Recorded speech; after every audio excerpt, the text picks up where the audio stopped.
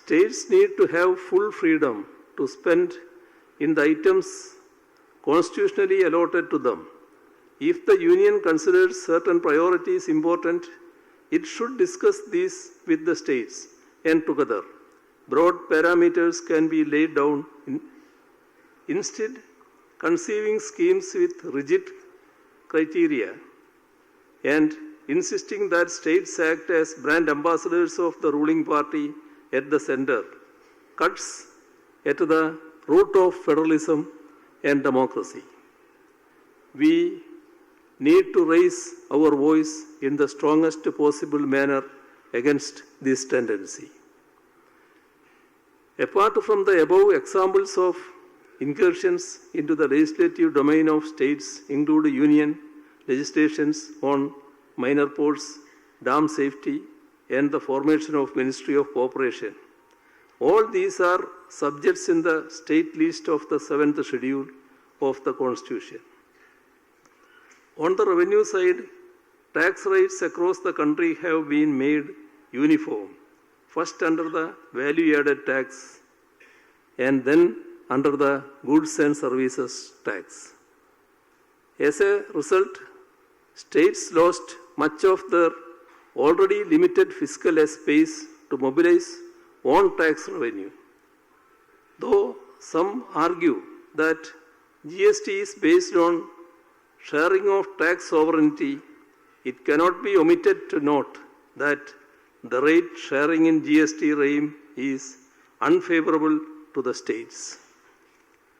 Forced to adhere to mechanical deficit targets, spending by the states in social and economic spheres faced a backslide. This left the poor and the marginalized sections of the society facing the risk of losing social security. In this context, provision of relief by the states to the poorer sections of the society is derisively called as freebies, while taxing the unearned and inherited income of the super rich lightly is considered as a necessity. In short, an argument is advanced by some people, including those who have a say in policy making at the union level, that the states should bear the cost of fiscal consolidation through achieving deficit targets, while the union continues to offer concessions to the super rich and the corporates.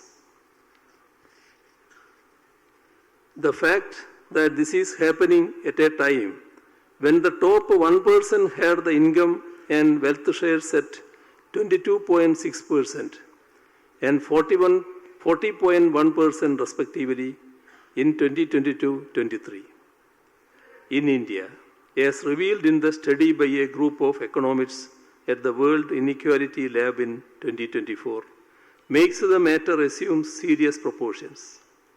The study has also found that the share of the top 1% income share in India is highest in the world. Only when this is seen in the context of unprecedented rise in inequality of incomes and wealth in the recent period, the undemocratic content of the argument of feeble provision by the states gets exposed.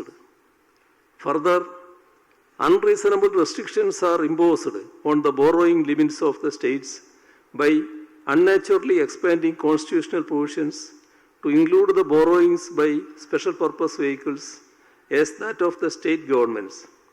While the union does not include such borrowings in its fiscal deficit, this rule is being unilaterally imposed on states like Kerala, thus preventing its ability to incur capital expenditure for their much needed infrastructural development. We have been forced to enter into litigations against this unjust and anti-federal action on the part of the union government.